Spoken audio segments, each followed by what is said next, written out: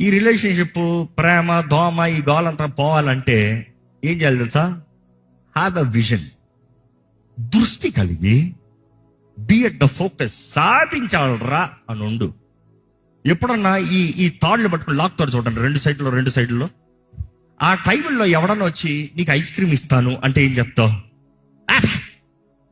మధ్యలో వచ్చి నీతో పడ్డ ఫోన్ నీకు అయిపోయి ఎందుకు? ఇక్కడ I'm something busy.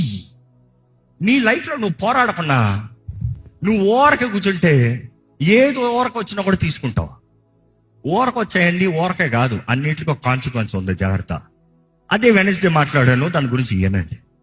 In life you have choice to make decisions, not choose consequences. అంటే నేను ఇలాగ ఉంటాను, నాకు ఎలాంటి ప్రతిఫలం కలగాలంటే కాదు, దీనికి ఇదే ప్రతిఫలం, దీనికి ఇదే ప్రతిఫలం. సో చాయిస్ సరిగా చేయి, డెసిషన్ సరిగా చేయి, నీ బ్రతుకు